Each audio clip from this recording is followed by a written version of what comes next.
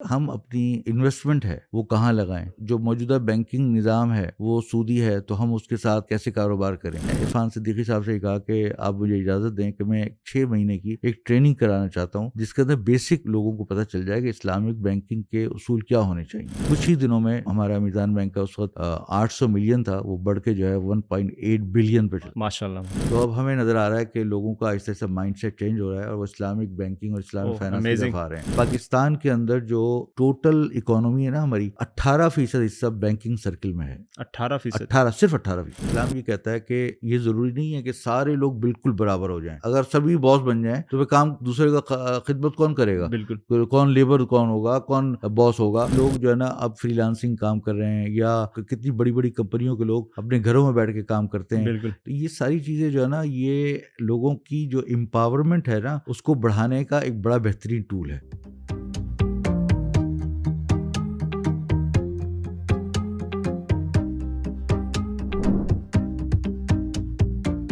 السلام علیکم، محمد اقبال تکافل بازار ٹاکس کی دوسرے ایپیسوڈ کے ساتھ آپ کی خدمت میں حاضر ہے. اگر آپ نے ہمارا چینل ابھی تک سبسکرائب نہیں کیا ہے تو بھائی جلدی سے کر لو، کس بات کا انتظار ہے. میرے دوست مجھ سے اکثر کہا کرتے تھے اقبال آپ زندگی میں بہت آگے جائیں گے، اور آج واقعی مجھے لگ رہا ہے کہ میں بہت آگے آ گیا ہوں.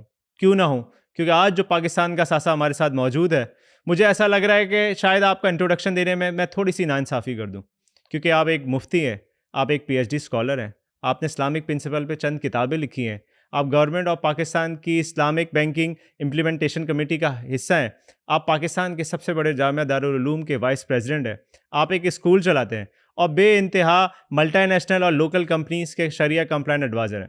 سمجھ تو آپ گئے ہوں گے. میں بات کر رہا ہوں ڈاکٹر محمد عمران اشرف عثمانی. سر السلام علیکم ورحمۃ اللہ وبرکاتہ. وعلیکم السلام ورحمۃ اللہ سر کیسے ہیں آپ؟ جی الحمدللہ. سر سب سے پہلے آپ کا بہت شکریہ، آپ نے اپنا قیمتی وقت دیا ہے، اور ہماری کوشش ہوگی کہ آپ کے اس قیمتی وقت میں قیمتی چیزیں نکالیں جو آگے ہمارے لیے رہنمائی کا باعث بنے. اللہ تعالیٰ سے دعا ہے انشاءاللہ. ڈاکٹر صاحب، جیسا کہ ہم سب کو پتہ ہے کہ آپ اسلامک سسٹم کی بنیاد سے لے کے آج اس کی سکسیس تک آپ اس پورے سسٹم کے ساتھ ہیں، تو ذرا ہمارے سے اپنی یہ جرنی تو شیئر کریں ہماری آڈینس سے. جی، بسم اللہ الرحمن الرحیم، نحمدہ ونصلی علی رسول الکریم، اما بعد. آپ نے یہ بہت اچھا سوال کیا، اور یہ ہسٹری، یہ تاریخ لوگوں کو معلوم ہونی چاہیے. بالکل. اور یہ ہسٹری جو ہے وہ میری ذات سے شروع نہیں ہوتی، بلکہ ہمارے آبا و اجداد، میرے دادا حضرت مولانا مفتی محمد شفیع صاحب رحمہ اللہ، اور ان کے استاذ حضرت مولانا اشرف علی تھانوی رحمہ اللہ، اور میرے والد ماجد حضرت مولانا مفتی تقی عثمانی صاحب مدد ظلہم العالی، ان تمام حضرات کی جو ہم تاریخ پڑھتے ہیں تو ہمیں یہ نظر آتا ہے کہ ان حضرات نے اپنی پوری زندگی کو اسلام کے لیے وقف کر دیا تھا. جہاں پر، جس جگہ پر کسی اسلامی کام کی ضرورت پیش آتی تھی کہ مسلمانوں کو یا امت کو کسی بھی قسم کی یہ دینی ضرورت ہے، تو اس کے لیے وہ پورا زور لگا دیتے تھے اور پوری طاقت خرچ کر دیتے تھے کہ اس کو کسی طریقے سے صحیح طریقے سے کام کیا جائے. تو میں، چونکہ اسلامک بینکنگ اور فائنانس کی بات آ رہی ہے، ورنہ تو ویسے اس کے علاوہ بھی بہت سارے موضوعات ہیں جس پہ ان حضرات کی خدمات ہیں، تو میں اس پہ بتاتا ہوں کہ ہم جب میں 1988 میں جامعہ دارالعلوم کراچی سے فارغ ہوا، اور اس کے بعد میں تخصص کیا. تو تخصص فقہ الاسلامی جو ہوتا ہے، یہ اسپیشلائزیشن ہوتا ہے جس کے اندر اسلامک فقہ کے اندر اور فتویٰ کے اندر ایک انسان کو اسپیشلائزیشن کرائی جاتی ہے تاکہ وہ فتویٰ لکھنے میں ماہر ہو جائے، فقیہ بن جائے، فقہ کا اس کو ذوق پیدا ہو جائے. تو جب میں یہ کر رہا تھا تو اس پہ یہ تیسرے سال میں ایک تھیسس لکھنا ہوتا ہے. اچھا. تو میں نے اپنے والد ماجد سے عرض کیا کہ میں تھیسس لکھنا چاہتا ہوں، تو کس موضوع پہ تھیسس لکھوں؟ تو آپ نے فرمایا کہ کتاب البیوع پہ لکھو. بیوع بیع کی جمع ہے، بیع کے معنی سیل، یعنی سیل کے احکامات. تو اس کے اوپر تم اپنا تھیسس لکھو. تو خیر میں نے اپنا تھیسس اس پہ شروع کیا. تو وہ الحمدللہ ان کی گائیڈنس کے ساتھ تقریباً 700 صفحے پر مشتمل وہ میرا تھیسس مکمل ہوا. ماشاءاللہ. پھر جب میں اس کے بعد آگے تعلیم، عصری تعلیم بھی ساتھ ساتھ حاصل کر رہا تھا، تو جب میں پی ایچ ڈی میں پہنچا تو وہاں پہ بھی تھیسس لکھنا تھا، ایم فل اور پی ایچ ڈی کے لیے. تو میں نے وہاں پر والد صاحب سے پوچھا کہ میں کس موضوع پہ تھیسس لکھوں، تو انہوں نے فرمایا کہ شرکت اور مداربت کو اگر اسلامی بینکوں کے لیے استعمال کیا جائے اور اس کی بنیاد پر اسلامی بینکنگ شروع کی جائے تو وہ کس طریقے سے نافذ العمل ہو سکتی ہے، اس کے اوپر تھیسس لکھوں. تو اس کا میرا عنوان تھا شرکت و مداربت عصر حاضر میں. اس کے اوپر میں نے تھیسس لکھا اسلامی بینکنگ کی تنفیذ کے لیے.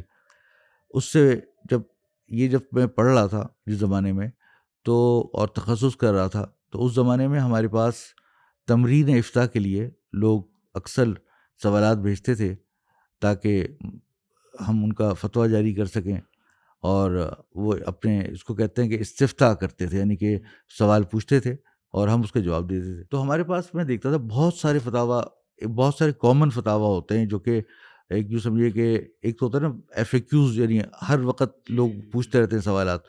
تو ان میں بہت سے کامن سوالات یہ تھے کہ ہم اپنی جو انویسٹمنٹ ہے وہ کہاں لگائیں، اور جو موجودہ بینکنگ نظام ہے وہ سودی ہے تو ہم اس کے ساتھ کیسے کاروبار کریں، اپنی بچتیں وغیرہ کہاں لگایا کریں، انشورنس کے بارے میں کہ انشورنس جائز ہے ناجائز ہے. ڈاکٹر صاحب ماشاءاللہ سے ہم سب کو پتہ ہے کہ آپ جس گھرانے سے آپ کا تعلق ہے، جس میں بہت سارے جسے کہتے ہیں نا اسلامی اسکالر گزرے اور جسے کہتے ہیں مفتی اعظم گزرے، تو یہ جتنے بھی آپ کے ماشاءاللہ آباء و اجداد تھے، اس کا امپیکٹ اور آپ کی اس پوری جرنی پہ ان کا کیا رول رہا ہے؟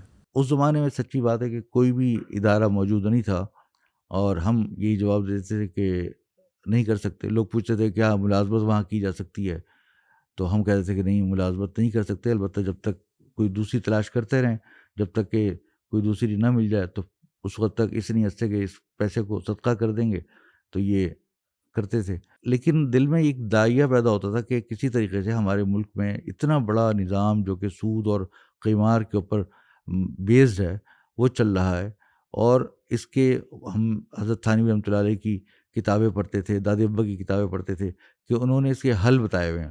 ماشاءاللہ. میں نے سب سے پہلی کتاب جو ہے حضرت تھانوی رحمۃ اللہ علیہ کی امداد الفتاویٰ، اس کے اندر پورا کتاب البیوع اور شرکت و مداربت اور جوائنٹ اسٹاک کمپنی کے احکامات کہ اس کو کس طریقے سے جو ہے وہ شریعہ کمپلائنٹ کیا جا سکتا ہے. پھر اس کے بعد ہمارے داد ابا کی کتاب مسئلہ سود، اس کے اندر سود کے بارے میں پورے تفصیل سے بتایا کہ یہ آیا جو موجودہ سود ہے یا موجودہ انٹرسٹ ہے یہ سود کے زمرے میں آتا ہے یا نہیں آتا، تو وہ پڑھا. پھر اس کے بعد اس کا سیکنڈ حصہ جو تھا جس کے اندر انہوں نے بتایا کہ انٹرسٹ کو کس طریقے سے ہم ایک حلال طریقے سے اسلامی اکنامک سسٹم لے کر آ سکتے ہیں، اور اس کی ایک کتاب بھی ان کی ہے جس کا انگریزی میں بھی ترجمہ ہوا ہے، جس کا نام ہے اسلام کا نظام تقسیم دولت، ڈسٹریبیوشن آف ویلتھ ان اسلام کے نام سے انگریزی میں چھپی ہے. اس پہ انہوں نے بتایا کہ بھئی جو سوشلزم ہے اور کیپٹلزم ہے یہ دو نظریات ہیں، اور یہ بھی اس پہ ذکر کیا کہ دراصل یہ سوشلزم یا کمیونزم یہ وجود میں آیا تھا یہ کیپٹلزم کی خرابیوں کی وجہ سے، کہ کیپٹلزم کے اندر جو ہے وہ انتہائی غیر منصفانہ تقسیم دولت ہوتی ہے، تو اس کی وجہ سے لوگوں نے کہا کہ بھئی ایک برابری کا ایک نظام آنا چاہیے، تو اس کی وجہ سے کمیونزم اور سوشلزم آیا. لیکن وہ چونکہ غیر فطری نظام تھا لہذا وہ فیل ہو گیا، تو دوبارہ ہم وہیں پر آ کے کھڑے ہو گئے اور دوبارہ کیپٹلسٹک سسٹم پہ چلے گئے. تو اس کیپٹلسٹک سسٹم کے اندر جو ہے وہ بہت خرابیاں ہیں جس کی وجہ سے جو ہے وہ دولت جو ہے وہ چند ہاتھوں میں مرتکز ہو جاتی ہے، اور بہت ساری چیزیں ہیں جو کہ شرعاً جائز نہیں ہیں تو وہ اس پہ کی جاتی ہیں. تو اس پہ ساتھ ساتھ ہمارے داد ابا رحمہ اللہ نے تفصیل لکھی تھی کہ کن کن چیزوں کو کس کس طریقے سے صحیح کیا جا سکتا ہے. چونکہ میں اپنے تخصص کے اندر بھی میرا موضوع یہی تھا اور پی ایچ ڈی کے اندر بھی شرکت و مداربت تھا، تو تخصص کے اندر بیع اور خرید و فروخت سے متعلق چیزیں تھیں، تو میرا جو ہے نا ایک ذہن بن گیا کہ تھوڑا سا انٹرپرینرشپ مائنڈ اور تھوڑی سی بزنس کے مختلف طریقے کیا کیا چل رہے ہیں کس طریقے سے. تو اس سلسلے میں اپنے وزٹ بھی کرتا تھا، کبھی جوائنٹ اسٹاک کمپنی کا گیا، کبھی مختلف بینکوں کے چیزیں سمجھنے کے لیے. تو ہم نے مختلف ایون اس زمانے میں نے اکنامکس بھی پڑھی کیونکہ میرے اس میں بی اے وغیرہ کے اندر اکنامکس بھی تھی، تو وہ سارا مائکرو اکنامکس، تو یہ چیزیں پڑھنے سے ایک اندازہ ہوا کہ سسٹم کیا ہے اور ہم اس پہ کس طریقے سے کر سکتے ہیں. تو جو میں نے یہ تھیسز لکھے دونوں، تو اس پہ 5 سال تقریباً لگے، اس پہ خوب تحقیق کرنے کا موقع ملا، اور والد صاحب نے مجھے چونکہ والد صاحب کے زیر نگرانی میں دونوں کام کر رہا تھا، اصل وہی تھے، تو وہ مجھے بتاتے تھے کہ تم اس پہ تحقیق کرو، اس مسئلے پہ تحقیق کرو اور اس کا حل نکالو کہ کیا حل ہوگا. اور وہ پھر انہوں نے ساری جو بینکنگ کے اندر مختلف قسم کے طریقے رائج ہیں ان کے متبادل کیا ہوں گے شرکت و مضاربت کے تحت یا بیع کے تحت، وہ سارے انہوں نے مجھ سے کروایا. تو بہرحال وہ اس کے ذریعے سے ایک چیز وجود میں آئی کہ ایک تصور ایک فکر میں آ گیا کہ اسلامی بینکنگ کس طرح کی جا سکتی ہے. ڈاکٹر صاحب ماشاءاللہ سے آپ نے اپنی جرنی بتائی ابھی، تو میزان بینک کے ساتھ آپ کی جرنی کس طرح سٹارٹ ہوئی؟ وہ کیا جسے کہتے ہیں نا ڈاٹ پوائنٹس تھے، وہ ذرا ہم سے شیئر کریں. جیسے میں تخصص کر کے فارغ ہوا اور پی ایچ ڈی کا میرا مقالہ آخری مراحل میں تھا، تو اس زمانے میں عرفان صدیقی صاحب جو میزان بینک کے فاؤنڈر پریزیڈنٹ ہیں، تو وہ والد صاحب کے پاس آئے اور والد صاحب سے کہا کہ ہم یہ اسلامک انویسٹمنٹ بینک، اس زمانے میں انویسٹمنٹ بینک تھا کا لائسنس ملا تھا ان کو، تو ہم اسلامک انویسٹمنٹ بینک شروع کر رہے ہیں، تو ہمیں کوئی آدمی چاہیے جو ہماری رہنمائی کرے. تو ہمارے یہاں ایک انگریزی جاننے والے ایک مفتی تھے جو سری لنکا سے آ کے انہوں نے پڑھا ہوا تھا. ماشاءاللہ. تو والد صاحب نے ان کو بھیج دیا کہ بھائی ان سے آپ استفادہ کر لیں. لیکن somehow ان کے ساتھ کچھ عرفان صاحب کو مناسبت نہیں ہوئی، تو انہوں نے کہا کہ حضرت ہمیں کوئی ذرا تھوڑا سا ایک دوسرا کوئی آدمی ہم دیکھنا چاہتے ہیں، کسی اور کو بھیج دیں. تو ابو نے کہا کہ بھائی مسئلہ یہ ہے کہ میں بھیج تو دوں لیکن مجھے یہ ہے کہ میں اپنے بیٹے کو ریکمینڈ کروں تو یہ کئی موضوع تہمت نہ ہو، لیکن اس وقت چونکہ انہوں نے اس فیلڈ پہ کام پڑھا ہے تو آپ ان کو لگا کے دیکھ لیجیے. تو میں عرفان صدیقی صاحب کے پاس گیا اور وہاں پر ظفر عزیز عثمانی صاحب ہوتے تھے، ہم 3 آدمی تھے. ہم نے میٹنگ کی، یہ 1997 یا اس سے آس پاس کی بات ہے. تو اس وقت جو ہے وہ انہوں نے میری سی وی دیکھی اور سارا پوچھا کیا کیا کر رہے ہیں اور کس طریقے سے. تو جب میں نے ان کو سارا بتایا تو انہوں نے کہا بھائی یہ تو یہی ہم کرنا چاہتے ہیں. تو جب ہم نے کام کرنا شروع کیا تو میں نے اور عرفان صاحب نے ایک کمرے سے شروع کیا المیزان انویسٹمنٹ بینک کے اندر. تو اس وقت کوئی پروڈکٹ اسلامک بینکنگ کی بنی ہوئی نہیں تھی ایز سچ، اور ہم نے پہلا مرابحہ اور پورا کام کرنا جب شروع کیا تو مجھے یہ احساس ہوا کہ جب ہم لوگوں کو ہائر اور کرتے چلے گئے تو جو ہمارے جو کولیگس تھے، جو ساتھی تھے، تو وہ ہر سوال پہ میں کہتا تھا کہ اگر یہ چیز صحیح نہیں ہے تو اس کو اس طرح کریں، اس طرح کریں، اس طرح نہیں کریں. تو وہ اس کی ریشنل پوچھتے تھے، اس کی وجہ کیا ہے. تو مجھے اندازہ ہوا کہ ان کے پاس جو ہے وہ اویئرنیس کی کمی ہے، ان کو چونکہ بنیادی اصول کا پتہ نہیں ہے، تو اس وجہ سے یہ ہر چیز کے اندر اپنی عقل سے، اپنی لاجک سے یہ بات پوچھتے ہیں. تو میں نے عرفان صدیقی صاحب سے کہا کہ آپ مجھے اجازت دیں کہ میں 6 مہینے کی ایک ٹریننگ کرانا چاہتا ہوں جس کے اندر بیسک لوگوں کو پتہ چل جائے کہ اسلامک بینکنگ کے اصول کیا ہونے چاہیے. اور وہ ایک مرتبہ ٹریننگ ہو گئی تو پھر ان کے بہت ساری چیزیں پھر ہم شریعہ کمپلائنٹ اصول پتہ چل جائیں گے، پھر ہم بزنس کے طریقے سے دیکھیں گے کہ کس طریقے سے کام کیا جائے. انہوں نے کہا بہترین بات ہے. تو ہم نے وہ ایک ٹریننگ شروع کی تمام لوگوں کی وہیں ایک کمرے کے اندر. تو جب وہ اس کا پورا میں نے کریکولم بنایا اور پھر اسی کو ٹریننگ شروع کی تو سب کو اتنی پسند آئی کہ انہوں نے کہا کہ یہ تو ٹریننگ تو باقاعدہ عامت الناس کو ہونی چاہیے. تو پھر اس زمانے میں آئی بی اے میں ڈائریکٹر تھے، مجھے یاد نہیں ان کا ڈائریکٹر کا نام کیا، شاید مہناز فاطمہ صاحبہ تھیں ڈائریکٹر زمانے میں. تو ان سے بات کر کے انہوں نے جو ہے وہ وہاں پر میرا کورس شروع کروایا اسلامک فائنانس کا. تو آج کل جو ماشاءاللہ یہ فیصل شیخ، احمد علی صدیقی اور جو بہت سارے اسلامی بینکر ہیں، یہ سارے اسی بیچ کے ہیں جو فرسٹ بیچ تھا ہمارا، ڈاکٹر ذیشان. تو یہ سارے لوگ اسی میں الحمدللہ اس سے نکلے. پھر میں تقریباً 4-5 سال تک میں ریگولر وہاں پڑھاتا رہا اور ماشاءاللہ بہت سارے جو آج کل جیسے خرم ہیں، سی او ہیں اسٹینڈرڈ چارٹرڈ اسلامک کے، تو اس طرح کے کئی سارے لوگ ہیں جو کہ الحمدللہ وہاں سے فارغ ہو کے پھر آگے ماشاءاللہ وہ کام کر رہے ہیں. ماشاءاللہ. تو یوں ہمارا سفر شروع ہوا. تو جب ہم نے کام شروع کیا المیزان انویسٹمنٹ بینک میں تو میں نے دیکھا کہ ہمارا جو ہے نا اسکوپ آف ورک بہت تھوڑا ہے، کیونکہ ان کے پاس 800 ملین کا ٹوٹل ان کی ایکویٹی تھی اور اس پہ جو ہے وہ پیسے مزید بڑھانے کا کوئی راستہ ہے تو ایکویٹی بڑھائی جائے. تو اس کا کوئی اس وقت کوئی حالات ایسے نہیں تھے کیونکہ اس زمانے میں جو ہے وہ ملک کافی زیادہ 97 98 وغیرہ کے اندر بہت زیادہ بحران سے گزر رہا تھا، تو لوگ پاکستان میں پیسے لگانے کے لیے تیار نہیں تھے. تو ہم نے سوچا کہ کس طریقے سے اس کی وہ بڑھایا جائے، پیسہ بڑھایا جائے، کیونکہ کمرشل بینک تو ہے نہیں کہ ڈپازٹ لے سکے. تو میں نے لوگوں سے پوچھا کہ بھائی انویسٹمنٹ بینک کے لیے اگر ہم پیسے ریز کریں تو کیا طریقہ کار ہو سکتا ہے، پبلک سے ریز کریں. تو انہوں نے بتایا کہ بھائی ایک ہم لوگ بعض اوقات COI certificate of investment issue کرتے ہیں، وہ بعض اوقات یوزولی کارپوریٹس کے لیے ہوتا ہے، لیکن ہم جو ہے وہ انڈیویجول کے لیے بھی کر سکتے ہیں. تو میں نے کہا اچھا مجھے اس کی کاپی دیں. تو وہ کاپی میں نے دیکھی تو میں نے فوراً سمجھ گیا کہ تو انٹرسٹ بیسڈ لینڈنگ سرٹیفکیٹ ہے، جو کہ ڈیٹ انسٹرومنٹ ہے، جائز نہیں ہے. تو میں نے سوچا کہ اس کا متبادل میں مشارکہ یا مضاربہ بیسڈ ایک انسٹرومنٹ بناتا ہوں. تو میں نے وہ پروڈکٹ بنائی اور ہم نے سب سے پہلی پروڈکٹ اس وقت ربا فری سرٹیفکیٹ کے نام سے لانچ کی.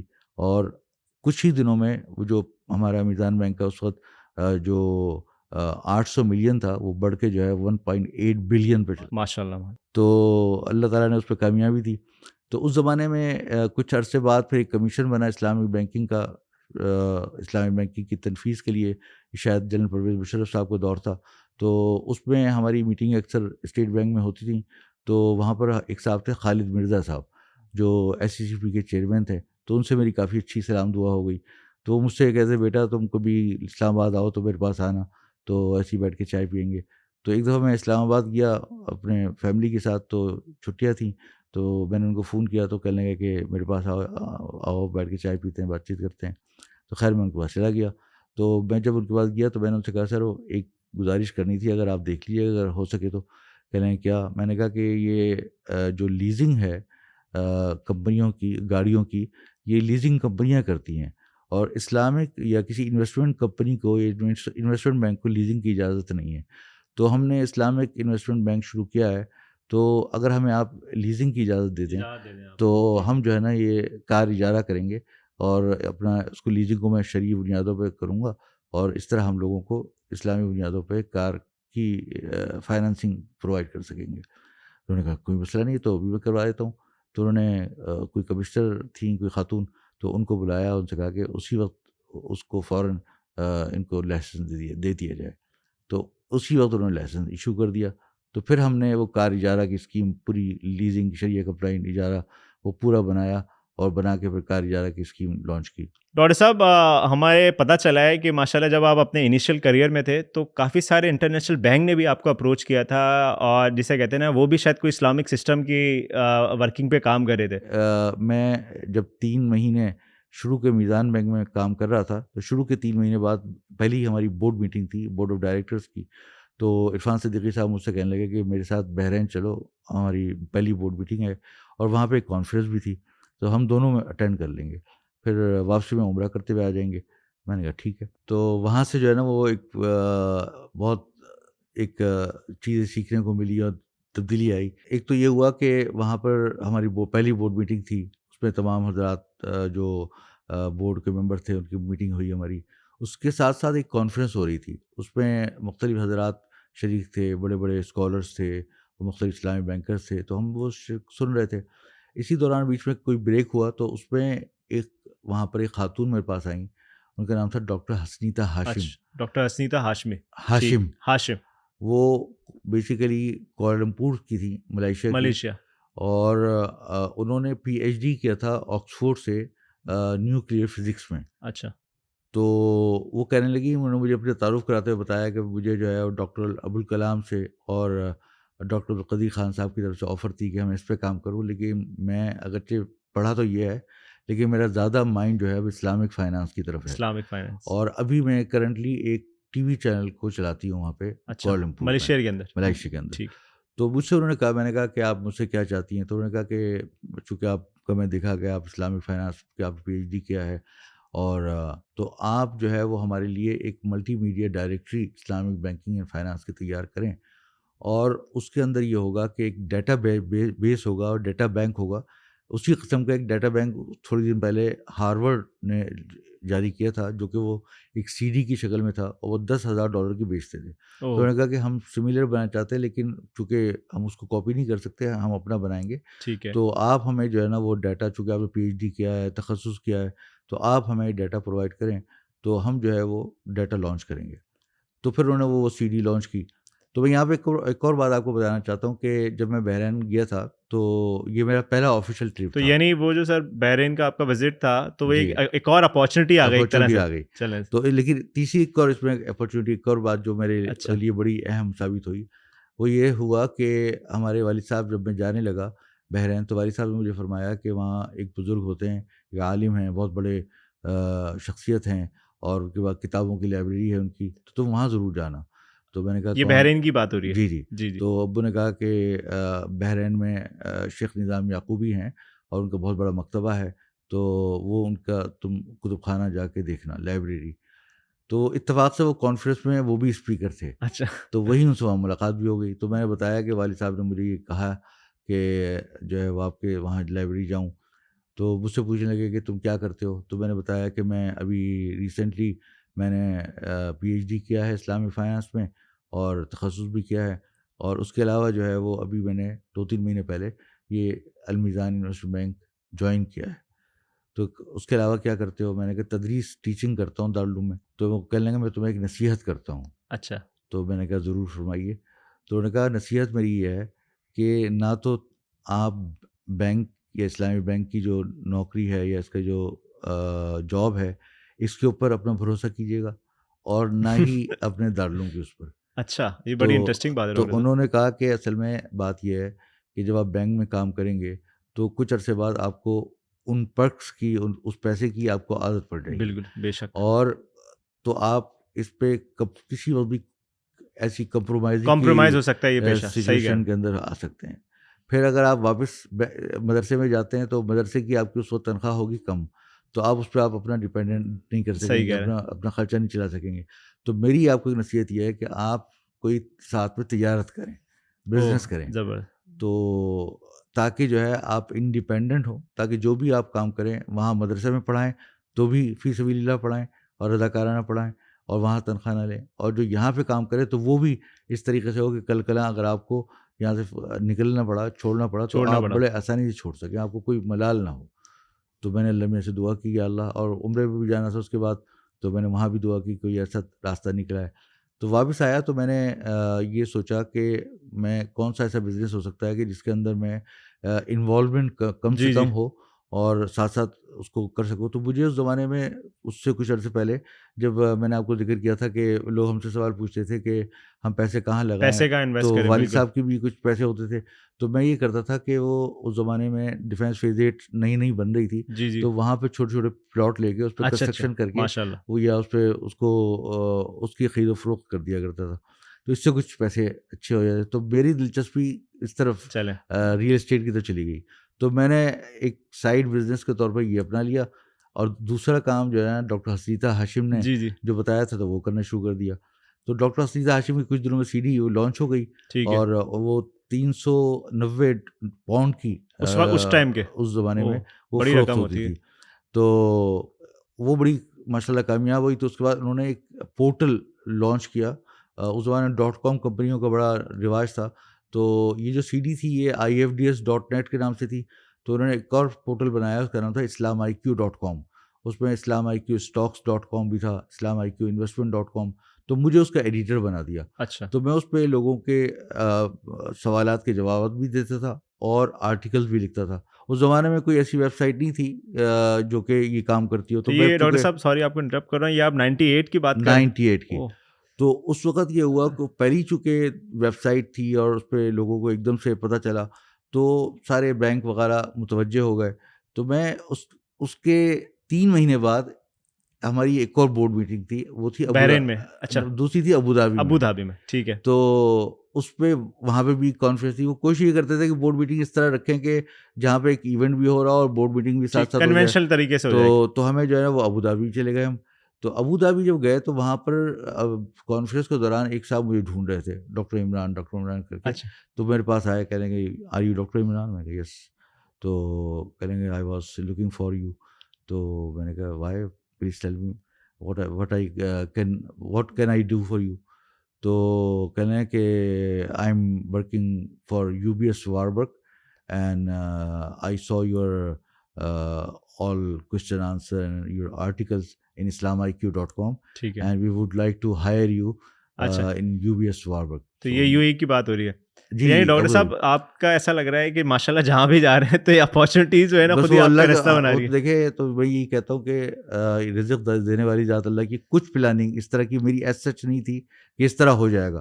تو وہ جو میں بتا رہا ہوں کہ جو یو بی ایس واربرگ تھا وہ میرے پہلی مرتبہ سنا تھا، میں نے کہا یہ یو تو بی یہ ایس میرے خیال سے سر نام سے کہیں مجھے جی سی سی کنٹریز کہیں لگ رہا ہے یہ میرے خیال سے کوئی. تو میں نے پوچھا what is you B S Warburg, تو کہہ لیں it is one of the 5th largest bank in Switzerland. Really?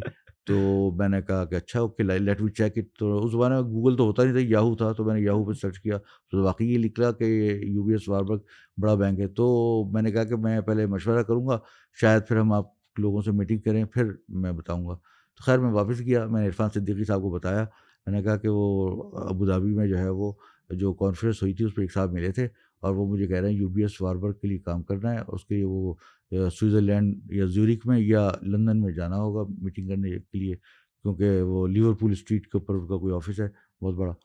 تو خیر یو بی ایس واربرگ نے آپ کو کہا ہے؟ میں نے کہا ہاں واقعی. انہوں نے کہا کہ ان کو کیا ضرورت ہے، ان کو تو آلریڈی وہ سوئس بینک ہے. جی تو میں نے کہا یہ سوال تو مجھے بھی ہو رہا تھا، تو ابھی جب جاؤں گا تو پوچھوں گا.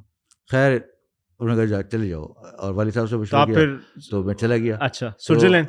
نہیں پہلی میٹنگ انہوں نے میری لندن میں رکھی. اچھا لنڈن تو میں رہی. وہاں لیورپول اسٹریٹ تھا، جی جی اسی کے ساتھ ایک ہوٹل تھا بہت بڑا، گریٹ ویسٹرن ہوٹل. تو وہ 5 اسٹار ہوٹل تھا، اور اسی کے برابر میں ایک بہت بڑی بلڈنگ تھی، اور پنک کلر کا اس پہ جیسے ماربل لگا ہوتا ہے یا گرینائٹ لگا ہوتا ہے پوری بلڈنگ میں لگا ہوتا ہے، اور 2 اس کے اوپر چابیاں بنی ہوئی تھی یو بی اچھا ایس اور لکھا یو بی ایس واربرگ.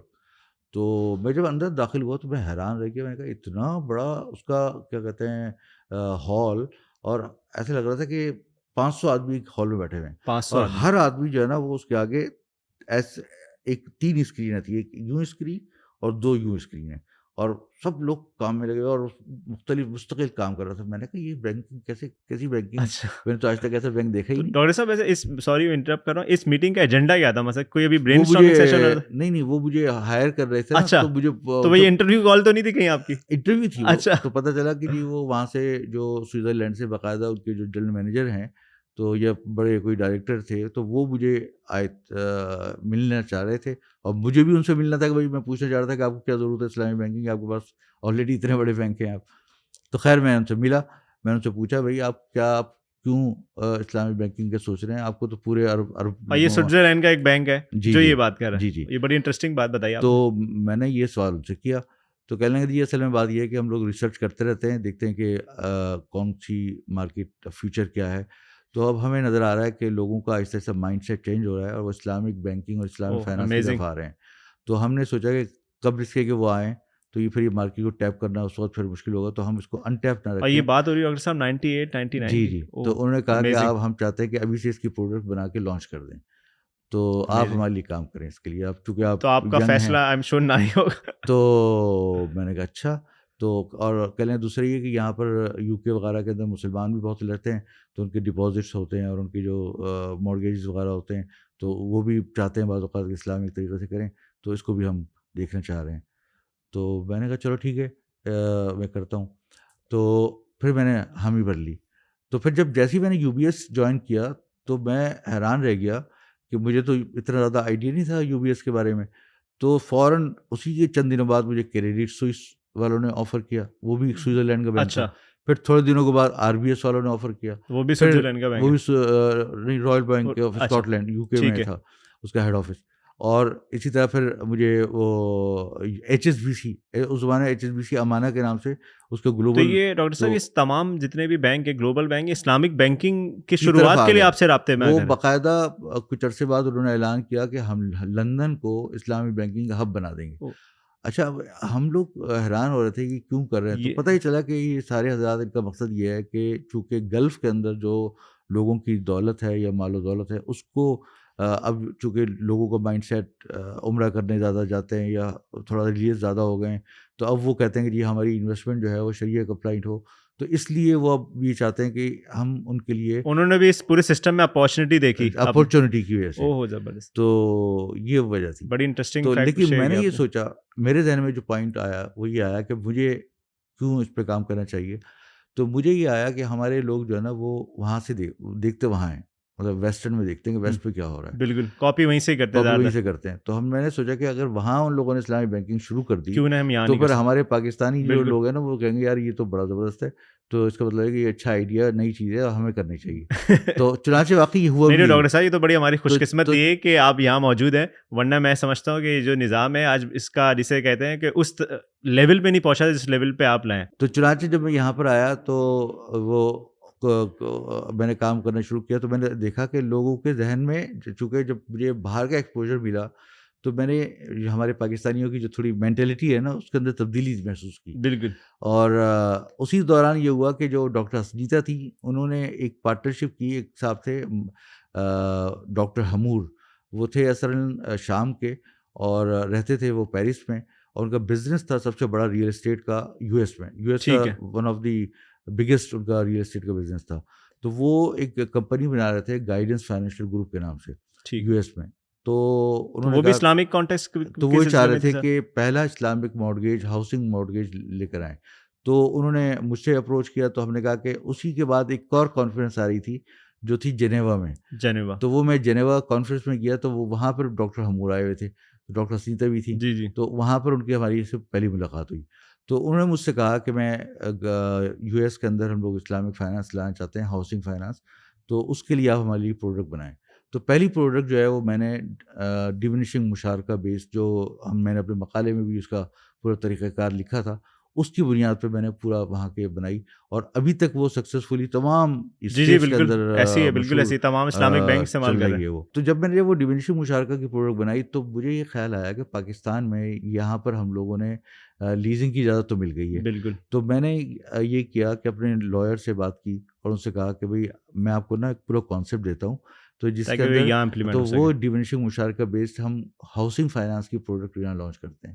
تو ہم نے ہاؤسنگ فائنانس کی پروڈکٹ یہ اسلامک المیزان انویسٹمنٹ بینک کے تھرو لانچ کر دی. ٹھیک ہے. تو جب یہ چیزیں انویسٹمنٹ بینک کے تھرو لانچ ہونے لگی تو لوگ حیران ہو گئے کہ انویسٹمنٹ بینک یہ سارے کام کر رہا ہے جو عام طور پہ کوئی نہیں کرتا, کمرشل بینک کرتے ہیں. اسی زمانے میں جو ہے وہ ایک سپریم کورٹ کا ججمنٹ آیا کہ بھائی اسلامک بینک آنے چاہیے. تو ڈاکٹر عشرت حسین صاحب نے ہمیں باقاعدہ کہا کہ آپ لوگوں کو ہم جو ہے آپ کو کمرشل بینک کا لائسنس دیتے ہیں, کیونکہ آپ لوگ یہ ساری پروڈکٹس آلریڈی کر چکے ہیں, تو لہٰذا اب آپ کے لیے کوئی مشکل نہیں ہوگا, تو آپ اس کو آسانی کر سکتے ہیں. تو ڈاکٹر عشرت صاحب نے مجھے اپنے ساتھ اپنے بورڈ پہ بھی لے لیا, اور پھر سارے پروڈینشیل ریگولیشن بنانے میں نے ان کی ہیلپ کی. پھر اس کے ساتھ پھر یہ ہم نے پھر المیزان جو باقاعدہ پھر میزان بینک ہو گیا, تو پھر میزان بینک کے تھرو پھر ہم نے ساری پروڈکٹس پھر ون ٹو آل ہم بناتے چلے گئے, اور آج الحمدللہ آپ چلیں زبردست ڈاکٹر صاحب, ماشاء اللہ آپ نے بڑے طویل اپنے جسے کہتے ہیں نا ایک پورا اپنی سکسیس سے لے کے اور جس طرح آپ کو اپارچونیٹیز ملتی رہیں, میں سمجھتا ہوں نہ صرف یہ آپ کے لیے بلکہ ہمارے ملک پاکستان کے لیے ایک بہت بڑی جسے کہتے ہیں نا خوش قسمتی تھی کہ یہ سارے ڈاٹ ایک ساتھ ملتے رہے, اتفاق سے. بالکل ایک ڈاٹ ملے. بالکل ڈاکٹر صاحب آپ نے اتنی ڈیٹیل میں ہم سے چیزیں بتائیں. آج کے دور میں آپ کو کیا لگتا ہے کہ پاکستان کی اسلامک فائنینشیل کیا سچویشن ہے, اور آپ کو لگتا ہے کہ ابھی بھی کچھ اقدامات ایسے ہونے چاہیے کہ ہم اپنی جسے کہتے ہیں نا ایک پیک پرسنٹیج پہ پہنچیں؟ بہت ہی آپ نے, میں سمجھتا ہوں بہت ہی امپورٹنٹ سوال ہے, اور یہ ہر ایک کے مائنڈ میں آتا ہے یہ بات. ہمیشہ آپ یہ دیکھتے ہوں گے کہ قرآن کریم کے اندر اللہ تعالیٰ نے ذکر فرمایا کہ میں نے آسمان و زمین کو بنایا تو 7 دنوں میں بنایا. بے شک بے شک. حالانکہ اللہ تعالیٰ تو کن فیکون کہتے تو بن جاتا. بالکل ایسی اللہ تعالیٰ نے ہر چیز کا ایک پورا ایک ایکو سسٹم بنانے کے لیے ایک تدریجی عمل ایک اختیار کیا, تاکہ لوگوں کو پتہ چلے کہ چیزیں تدریج کے ساتھ ہوتی ہیں, گریجولی اسٹیپ بائی اسٹیپ ہوتی ہیں. اب ہم دیکھیں, ہم 27 سال ہو گئے میزان بینک کو کام کرتے ہوئے, اور دوسرے پھر ہم نے المیزان, انہوں نے ڈاکٹر عشرت نے اعلان کیا کہ سارے بینک اسلامی بینکنگ کھول سکتے ہیں, اور ابھی میں خیال سے گورنمنٹ آف پاکستان اس کی کوشش بھی کر رہی ہے. تو اس پورے عرصے میں ابھی تک ہم صرف 20% تک پہنچے ہیں, صرف 20%, صرف 20% تک. تو اس کا مطلب یہ ہے کہ یہ پورا ایک ایکو سسٹم بننے میں ایک ٹائم لگے گا. ایک لوگ اعتراض کرتے ہیں کہ بھائی اس کو آپ جو ہے نا وہ کنونشنل ریٹ کیوں اختیار کرتے ہیں. آپ سوچیں کہ جب اسلامک بینک مائنورٹی میں ہوں گے, بالکل ٹھیک ہے, تو وہ مارکیٹ کی جو ریٹ ہے نا اپنا نہیں کمپیٹ کیسے کر پائیں گے, تو کمپیٹ نہیں کر سکتے. بالکل صحیح کہا, مارکیٹ ریٹ کے حساب سے نہ چلے تو وہ تو اسی وقت ہوگا جب ہم 100% کر پائیں گے. تو میں ایک بات یہ بتانا چاہ رہا ہوں آپ کو کہ ایک ہے بیسک اسٹرکچر کہ آپ نے حرام سے حلال کی طرف لیے گئے, بالکل ٹھیک ہے, لیکن آپ کے دماغ میں ایک پلاننگ ہے ہونی چاہیے کہ اگر پورا اسلامک اکنامک سسٹم ہم لانچ کریں تو کیا کیا کیا کیا کیا کیا ہونا کی چاہیے, اسٹیپس کیا ہوں گے, اسٹیپس کیا ہوں بالکل گے. ایگزیکٹلی صحیح تو کہا. اس میں ایک اور چیز ہے جس کو ہم لوگ جو کہ میں آپ کو شروع میں بتایا تھا کہ جو کیپٹلزم جو ہے وہ اس کی بہت ساری خرابیاں ہیں جو اس اور سسٹم میں موجود ہے جو ہمارے. کہ اسلامک بینکنگ جو موجودہ بینکنگ کا نظام ہے اسی میں جب ہم نے اسلامی بینکنگ کو بٹھا دیا تو حرام سے حلال تو کر دیا, لیکن وہ جو کیپٹلزم کی خرابیاں ہیں نا وہ دور نہیں ہوئیں. اس کو دور کرنے کے لیے کچھ ایسے اقدامات کرنے ہوں گے. اس کے لیے ہمیں پلاننگ کرنی چاہیے, جی جی اور وہ پلاننگ کچھ میرے ذہن میں ہے بھی, کچھ ہم نے ہمارے بزرگوں نے بھی لکھی ہے, اور پھر گریجولی ان چیزوں کو امپلیمنٹ اور ایگزیکیوٹ کرنا چاہیے.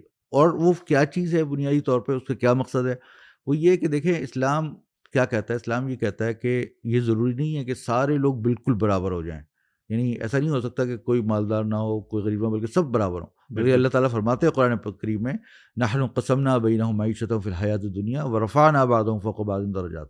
ہم نے تقسیم کیا ہے لوگوں کو ان کی معیشت کو, اور ہم نے بعض لوگوں کو اوپر اور بعض لوگوں کو نیچے کیا ہے. کیوں؟ لیتخذ بعضہم بعضا بالکل سخریا, صحیح کہا. تاکہ ایک دوسرے کے کام لے سکیں. اگر سبھی باس بن جائیں تو وہ کام دوسرے کا خدمت کون کرے گا, بالکل کون لیبر کون ہوگا, کون باس ہوگا, تو کچھ نہ کچھ نیچرلی کچھ نہ کچھ ڈفرینس تو آئے گا. بالکل ایسی. لیکن یہ بھی نہیں ہونا چاہیے, اللہ تعالیٰ فرماتے ہیں کہ کئی لا یکون دولۃ بین الاغنیاء منکم, ایک اور جگہ فرمایا کہ جس کا مطلب یہ ہے کہ کہیں ایسا نہ ہو کہ تمہاری ساری دولت جو ہے غریبوں ایک ہی کی جگہ پہ آ جائے, ایک ہی جگہ جو ہے چند مالداروں کے ہاتھوں ڈسٹریبیوشن ٹھیک نہ مرتکز ہو. ہو جائے. بالکل صحیح فرمایا. تو ابھی جو ایک انفیئر ڈسٹریبیوشن ہوئی ہوئی ہے یہ کیپٹلسٹک سسٹم کی وجہ سے ہوئی ہے, اور اس کی وجہ یہ ہے کہ بہت سارے ایلیمنٹ ایسے ہیں جو کہ شرعاً جائز نہیں ہیں, جو کہ اس کیپٹلزم کا حصہ ہیں, جیسے جس میں اسپیکولیشن ہے, انٹرسٹ ہے, اور بہت ساری غرر ہے, اور بہت ساری چیزیں ایسی ہیں کہ جو کہ عقود فاسدہ ہیں. تو جس کو شریعت نے اس کے دروازے بند کر دیے کہ آپ یہ کام نہیں کر سکتے. تو پھر یہ کیا کچھ اخلاقی چیزیں ہیں جس کے اوپر اسلام نے زور دیا کہ آپ یہ کام کریں. اب مثال کے طور پہ بینکنگ سسٹم کے اندر جو ہے وہ ہم فوکس ہوتا ہے ہمارا کارپوریٹ بینکنگ, بالکل, لیکن ایس ایم ای کمرشل ہے, مائکرو ہے, اس کے اوپر فوکس کم ہوتا ہے. اس کی بہت ساری مسائل ہیں, مشکلات ہیں, لیکن اب تو خیر کووڈ کے بعد جو ہے نا وہ چینج ہو گئی, کافی چیزیں چینج. تو اب تو ڈیجیٹل کا زمانہ آ گیا, تو اس کے اندر جو ہے نا وہ بہت کچھ کیا جا سکتا ہے. تو وہ جو ایک اس طرف ایک تو ہمیں دیکھنا ہوگا کہ کس طریقے سے جو اتنے سارے ڈپازیٹر جو آپ مثال کے طور پہ اگر آپ کسی ایک بڑے اسلامی بینک کا نام لے لیں تو جو 5 بلین ان کے ڈپازیٹر ہیں. اب اگر آپ ان کے دیکھیں اگر کارپوریٹ جو چند کارپوریٹ جنہوں نے ڈپازٹ ہوگا تو 400-500 کے قریب ہوں گے.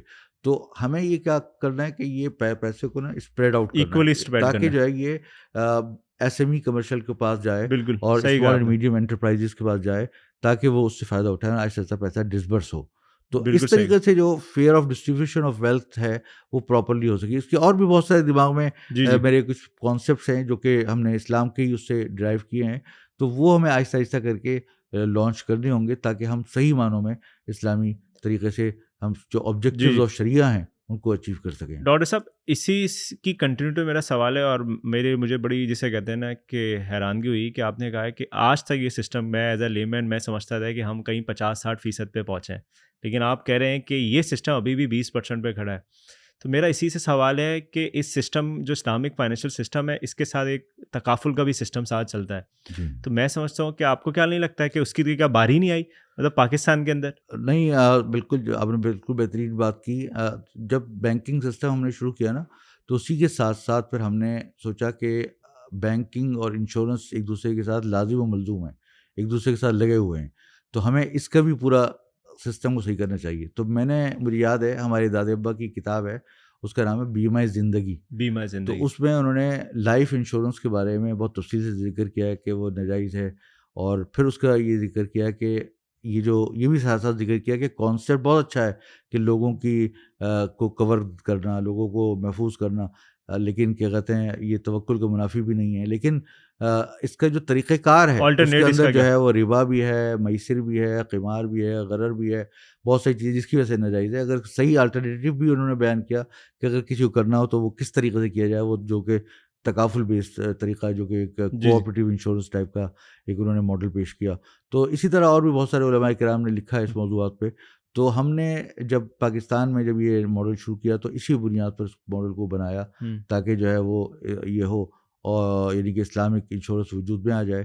اور کیونکہ یہ بہت ضروری تھا، کیونکہ ہماری جو فائنانسنگ ہم لوگ کرتے تھے تو اس پہ بہت سارے ایسیٹس مارگیج رکھنے پڑتے تھے، تو ان کو تکافل کروانا، یا کنزیومر فائنانسنگ کے اندر گاڑی ہے اس کی کور کرنا، یا بہت ساری چیزیں ہیں، گھر ہے، جی جی گھر کا مارگیج اس کو تکافل کرنا. تو یہ بہت ساری چیزیں تھیں جو ضروری تھیں. تو اب یہ شروع ہوئی ہے آہستہ آہستہ. اب لیکن ڈاکٹر انشاءاللہ صاحب ابھی بھی میں سمجھتا ہوں کہ میں پاکستان کے کانٹیکسٹ میں اگر بات کروں تو ابھی بھی یہاں پہ لوگ جو ہے نا ایک مسکنسیپشن ہے توکل اور تکافل کو لے کے. اس کو تو آج تھوڑا کلیئر کریں کہ یہاں پہ ہم زیادہ تر جسے کہتے ہیں نا، ایک ہمارا ایک فلیگ شپ جملہ ہے لوگوں کا، توکل، ہر چیز توکل، لیکن خود سے کوئی تیاری نہیں کرتے، خود سے کسی قسم کا میجر نہیں لگتے. دیکھیں، یہ تو بات بہت واضح ہے اور تمام لوگ جانتے ہیں اس بات کو کہ کیا مطلب توکل کا ہے. ہمارے حدیث میں بھی آتا ہے کہ ایک صحابی نے حضور صلی اللہ علیہ وسلم سے پوچھا کہ میں اگر میدان میں جاؤں یا صحرا میں ہوں تو وہاں پر اپنے اونٹ کو جو باندھوں اور پھر توکل کروں، یا کہ قطب اس کو کھلا چھوڑ دوں اللہ تعالیٰ پہ توکل کروں.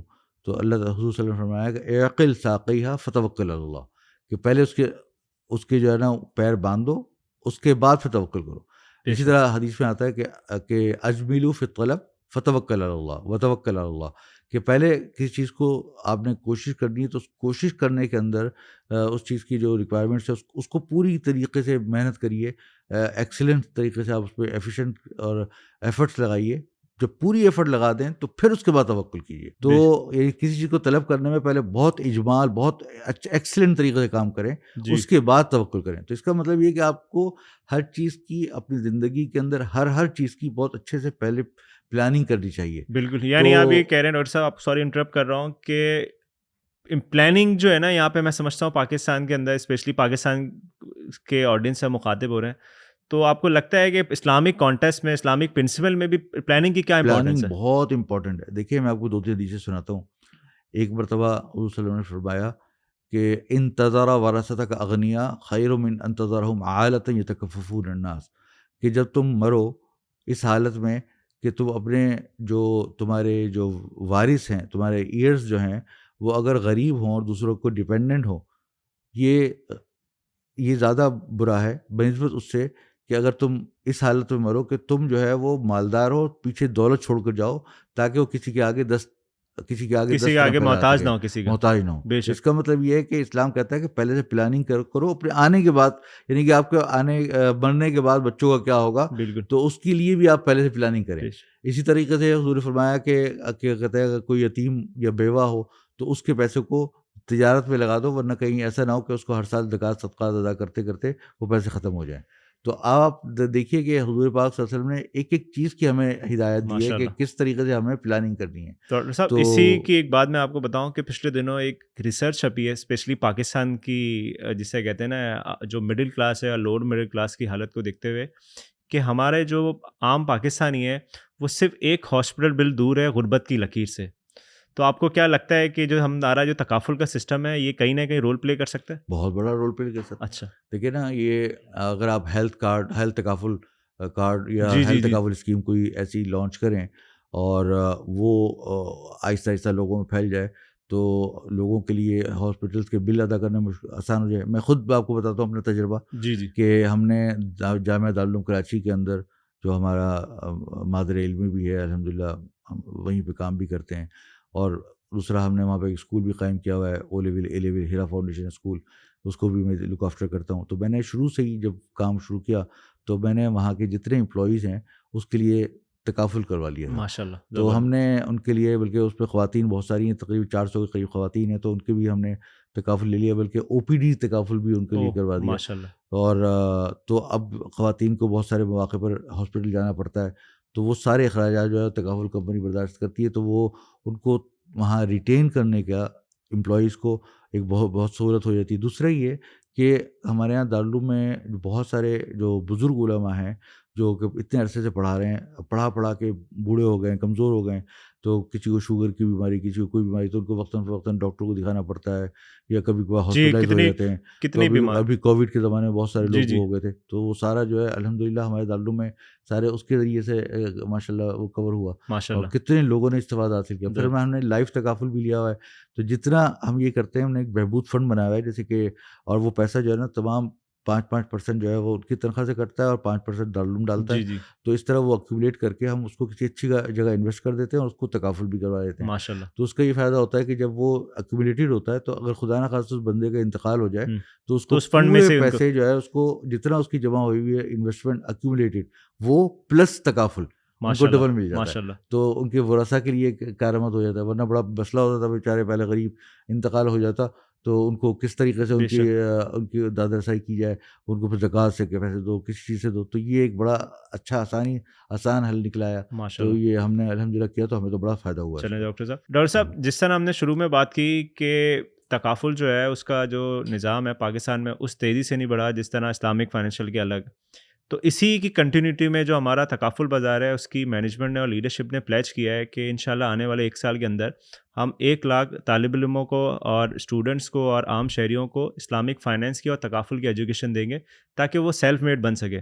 تو کیا آپ کو لگتا ہے کہ یہ جو ان کا ایک اقدام ہے یہ کہیں نہ کہیں کوئی رول پلے کر سکتا ہے اس پورے سسٹم میں, ایک شروعات جسے کہتے ہیں نا کہ یہ جو اب یہ آپ کیا دیں گے, تعلیم دیں گے اسلامک فائنینشیل کورسز کی اور تکافل کی, تاکہ وہ سیلف میڈ بن سکے؟ اویئرنیس, ہاں یہ بہت ضروری ہے. دیکھیں سچی بات میں بتاؤں آپ کو, ہمیں جو ابھی بھی میں پاکستان کی جو اسلامی بینکنگ کی اسٹیئرنگ کمیٹی ہے اس کا ممبر ہوں, وزیر خزانہ بھی ہیں اور اسحاق ڈار صاحب اور اسٹیٹ بینک کے گورنر اور دوسرے بڑے بڑے حضرات بھی ہیں, بینکوں کے صدر وغیرہ. تو جو سب سے زیادہ ہمیں ضرورت محسوس ہوتی ہے نا وہ ہے کیپیسٹی بلڈنگ کی. یعنی کہ لوگوں کے اندر اویئرنیس کریٹ کی جائے. لوگوں کو فرق نہیں پتا کہ دونوں پروڈکٹس میں کیا فرق ہے. لینڈنگ کب کس صورت میں ناجائز ہے, کس صورت میں جائز ہے. انشورنس اور تکافل میں کیا فرق ہے. اب ایک حلال طریقہ ہے, ایک حرام طریقہ ہے. اب کیا کہتے ہیں, اب آپ کو اگر سمجھ میں نہیں آتا اس کا مطلب یہ تھوڑی ہے کہ وہ چیز حلال ہو گئی آپ کے لیے. یہ تو آپ کی خرابی سوچ پہ, آپ کی انڈرسٹینڈنگ. دیکھیں نا, میں آپ کو کہوں کہ جی ایک آدمی کو نماز پڑھنی نہیں آتی, اس کو نہیں پتا نماز کیسے, تو اس کے لیے کیا معاف ہو جائے گی نماز پڑھنا؟ بالکل نہیں. تو اس کے لیے تو لازمی ہے کہ نماز کا طریقہ سیکھے اور سیکھنے کے بعد نماز پڑھے. تو اسی طریقے سے کمائی کے لیے پہلے انسان کو جاننا چاہیے کہ جو میں پیسے تجارت کر رہا ہوں, جو کام کر رہا ہوں, تو آیا وہ صحیح کر رہا ہوں یا غلط کر رہا ہوں. تو اس کو سیکھے, پھر سیکھنے کے بعد پھر اس پر عمل کرے. تو سیکھنا یہ بہت, اسی لیے کہتے ہیں طلب العلم فریضۃ علی کل مسلم, علم حاصل کرنا فرض ہے ہر مسلمان, اور مسلمان مرد اور مسلمان عورتوں پر. تو جب یہ تمام چیزیں ضروری ہیں تو ہمیں جب تک کہ علم نہیں آئے گا تو ہم اس چیز کو کیسے ڈسرپٹ کر سکتے ہیں, کس طرح پھیلا سکتے ہیں. تو اس کی بہت ضرورت ہے کہ اس کو صحیح طریقے سے پھیلایا جائے. ڈاکٹر صاحب ایک سوال ذہن میں ہے کہ بیسکلی آج کل ڈیجیٹل فنٹیک کا دور ہے, آپ کو پتہ ہے, اسٹارٹ اپ, انٹرپرینور. تو آپ کیسے دیکھ رہے ہیں کہ اس میں اس پورے سسٹم میں تکافل کس طرح ہینڈ شیک کر سکتا ہے؟ دیکھیں پہلے تو میں پھر 2 باتیں آپ کی الگ الگ ہیں, میں دونوں کے بارے میں بڑا آپ کو اہم بات بتاؤں گا کہ یہ جو فنٹیک اور یہ جو ڈیجیٹل بینکنگ آئی ہے نا, میں سمجھتا ہوں دیکھیں ہر چیز میں اللہ تعالیٰ کی, میں آپ کو اپنی پوری تاریخ بتائی جس پہ ایک بات سمجھ میں آتی ہے کہ میری یعنی کہ تھوڑی بہت کوشش تھی, پلاننگ تھی, لیکن پھر اللہ تعالیٰ نے آگے جا کے وہ مدد کی. اور یا جب میزان ہم نے شروع کیا تو اس وقت ہمیں بڑا مشکل لگتا تھا کہ کس طرح لوگوں کو ایجوکیٹ کریں گے, کس طریقے سے اس کو وہ کریں گے. لیکن جیسے جیسے بڑھتے گئے تو اللہ تعالیٰ نے ہماری بے شک اللہ نے رائے کھلتی گئی. تو یہاں پر میں ایک بات آپ کو بتاتا ہوں کہ یہ جو کووڈ آیا نا, تو بہرحال ایک لوگوں کے لیے ایک بڑی مصیبت بھی ہوئی, لیکن ساتھ ساتھ کچھ نئی چیزیں کھل گئی, اپارچونٹی دوسری سائڈ پہ اپارچونٹی. بالکل. اب یہ جو بہت سارے لوگ جو ہے نا اب فری لانسنگ کام کر رہے ہیں یا ورک فرام ہوم کر رہے ہیں, کا کانسیپٹ, یا مثال کے طور پہ گھر کتنی بڑی بڑی کمپنیوں کے لوگ اپنے گھروں میں بیٹھ کے کام کرتے ہیں, یا فری لانسنگ کرتے ہیں, یا اسٹارٹ اپس کرتے ہیں, یا مارکیٹ پلیس, یا ڈیجیٹل بینکنگ, ڈیجیٹل فائنانس, یا فن ٹیک. یہ ساری چیزیں جو ہے نا یہ لوگوں کی جو امپاورمنٹ ہے نا اس کو بڑھانے کا ایک بڑا بہترین ٹول ہے. اسی طریقے سے اگر جو لوگوں کے اندر جو غربت ہے اس کو دور کرنے کا ایک بہت بڑا ذریعہ ہے. بالکل صحیح کہا. ابھی میں آپ کو ایک بات بتا رہا تھا کہ جو کیپٹلسٹک سسٹم ہے اس کے اندر جو یہ ہے کہ چند دولت جو ہے چند ہاتھوں میں مرتکز ہو جاتی ہے. تو پاکستان کے بارے میں آپ کو بتاؤں کہ دیکھیں پاکستان کے اندر جو ٹوٹل اکانومی ہے نا ہماری, تو اس کا تقریباً یہ سمجھیے کہ 18% حصہ بینکنگ سرکل میں ہے. 18%؟ صرف 18%. بینک جو ٹوٹل بینکنگ سرکل میں جو لوگ ہیں نا, تو جو باقی 82% ہے نا, تو وہ یا 78 وہ جو پرسنٹ ہے وہ سارا کا سارا کیش اکانومی ہے. Cash economy. تو وہ سارے کون ہیں, ان کو بینک ان کو فائنانسنگ نہیں دیتا, بینک سے ٹریڈ نہیں کرتا, یعنی ریکارڈ میں نہیں, سسٹم کا حصہ ہی نہیں بنے, سسٹم کا حصہ ہی نہیں ہے. اور دوسرا یہ کہ وہ جو ہیں اسمال اینڈ میڈیم انٹرپرائز ہیں, جی تو ان کو بینک, میں نے بتایا کہ آپ کو بڑے بڑے بینکوں میں آپ جائیے, انہیں معلوم کریے کہ ان کو پورے پورٹ فولیو میں ایس ایم ای کا کتنا حصہ ہے, آپ کو جسٹ 1% بالکل یا صحیح کہہ 2% نظر بالکل صحیح آئے کہہ گا, باقی سارا کارپوریٹ. تو اس کا مطلب ہے کہ یہ جو اتنی بڑی عوام ہے, آپ دیکھیں کہ یہ جو کارپوریٹس ہوتے ہیں نا, ان کارپوریٹس کے بعد ایف ایم سی جی, فاسٹ موونگ کنزیومر گڈس, پھر آگے پورے سپلائی چین کا, پھر ڈسٹریبیوٹرز ہوتے ہیں, سپلائرز ہوتے ہیں, پھر مرچنٹ ہوتا ہے, پھر وینڈر ہوتا ہے, پھر جا کے کنزیومر ہوتا ہے. تو اتنا بڑا جو اکانومی کا سائز ہے, تو اس کے اندر ان کو فائنانسنگ کرنا, ان کو اسکیل اپ کرنا, تو اس کے لیے یہ جو فن ٹیک ہے, ڈیجیٹل بینکنگ ہے, تو اگر یہ شریعہ کمپلائنٹ طریقے سے ہو جائے تو یہ بہت آسان ہے. پہلے مشکل تھا, پہلے کیوں مشکل تھا, اس لیے کہ اگر آپ مائکرو فائنانس کوئی بینک کھولتے تھے, گلیوں گلیوں میں کھولنا, پھر ان کے کھاتے اور ان کے حسابات, پھر کلین فائنانسنگ, آپریشن ایکسپینس بڑھتے ہیں, آپریشن ایکسپینسز تھے, پھر کلین فائنانسنگ ہوتی ہے, یہ اس زمانے کریڈٹ اسکورنگ کا کوئی کانسیپٹ نہیں تھا, تو اس کی وجہ سے جو ہے وہ کولیٹرائز نہیں ہو سکتا تھا. تو اب تو کریڈٹ اسکورنگ آ گئی ہے. کریڈٹ اسکورنگ کے تھرو آپ, الگورتھم کے تھرو آپ جو ہے نا وہ پورا بندے کا بیہیویئر, اس کا پیمنٹ کا بیہیویئر, اس کا اسپینڈنگ کا بیہیویئر, اور اس کا جو ہے وہ پورے سسٹم کے تحت ڈیٹا کے اندر موجود ہے کہ یہ بندہ کیسا ہے, کہ کتنی اس کی آمدنی ہے, کتنا اس کا خرچہ ہے, سب چیزیں آپ کو پتہ چل جاتی ہیں, اور آپ اس کے کریڈٹ اسکورنگ کرتے ہیں, اس کی بیس پہ آپ ایک لمٹ اسائن کر کے اس کو فائنانسنگ دے سکتے ہیں. تو یہ چیزیں نا ایک صرف ایک اسٹیپ پہ آ گئی ہیں, تھرو اپلیکیشن آپ اس کے اندر جائیں اور ود ان 1 منٹ اور سو آپ یہ کام کر سکتے ہیں. اب جیسے ماشاء اللہ یہ تکافل بازار کا آپ لوگوں نے کام شروع کیا ہے, تو یہ بڑا اس لحاظ سے بہترین ہے کہ اب سچی بات بتاؤں, جو ہم نے اب سے 8-10 سال پہلے جب ہیرا فاؤنڈیشن اسکول کے امپلائیز کے لیے لے رہے تھے تکافل, تو بہت سارے جو تکافل کمپنیاں کھل گئی ہیں, تو ان میں سے چیک کرنا کہ کس کا کیا ریٹ ہے, کون صحیح ہے, کون سی غلط ہے, کس کی سروسز صحیح ہیں, کون پرومپٹ ہے, کون نہیں ہے, مطلب یہ ہر آدمی کے ہر بس کی بات نہیں ہے. تو وہ پھر تو اتفاق سے ہمارے تو تعلقات تھے لوگوں سے, تو ہم نے جان بوجھ کے پھر دیکھ بھال کے ہم نے کبھی پاک قطر سے کروایا تھا, کبھی جوبلی والوں سے, کبھی کسی اور سے, تو اس طرح چینج کرتے رہے. لیکن اب جو یہ جو سسٹم آپ لوگ لے کر آئے ہیں, یہ تو مطلب اٹس امیزنگ. تو اس کا فائدہ یہ ہے کہ کیا کہتے ہیں, آپ جسٹ 1 کلک کے اوپر آپ دیکھ سکتے ہیں کہ بھائی کون سے تکافل کمپنیاں کیا ریٹ دے رہی ہیں, کس طرح دے رہی ہیں, آپ وہیں سے سلیکٹ کریں اور آپ جو ہے نا آپ کو تکافل ڈن ہو جائے. ڈاکٹر صاحب, میرے خیال سے آپ کی باتوں سے جو مجھے جسے کہتے ہیں نا کرکس آف دی اسٹوری یہ نکلا کہ اگر تکافل کے اندر ہم ٹیکنالوجی کا ٹھیک سے استعمال کریں تو یہ پاکستان کی انشاءاللہ نیکسٹ بگ انڈسٹری بن سکتی ہے. گیم چینجر ہے بھائی. اگر ہم تکافل اور اسلامی بینکنگ کے اندر ڈیجیٹل چیزوں کو استعمال کریں صحیح طریقے سے, تو اس سے بہت فائدہ. جو میرا مقصد تھا نا کہ ہم آبجیکٹیو اور شریعہ کو آتے ہیں, وہ یہ کہ ڈسٹریبیوشن آف ویلتھ صحیح طریقے سے ہو, فیئر ہو, اور لوگوں کو نقصانات سے بچایا جائے. اب دیکھیں یہ جو میں نے بتایا آپ کو مثال کے دارالعلوموں والی, یہ دارالعلوم کے طلبہ والی, اور اپنے اسکول کے ٹیچروں والی, اب یہ تو صرف ہمارا صرف ایک دارالعلوم ہے نا, اس طرح تو کتنے 70,000 مدارس ہیں, کتنے اس طرح کے این جی اوز ہیں, کتنے اس طرح کے اسکولز ہیں, ادارے ہیں, ہاسپٹلز ہیں, اس میں ورکرز ہیں. تو اگر ان سب کو اگر یہ مل جائے تو ان کی تو زندگی آسان ہو جائے. بیچارے ہر وقت سوچتے رہتے ہیں خدا نخواستہ ہم بیمار ہو جائیں گے تو کس طرح علاج کیسے کروائیں گے اپنے ماں باپ کے لیے, تو یہ تو بڑا مسئلہ حل ہو جائے گا اس طرح.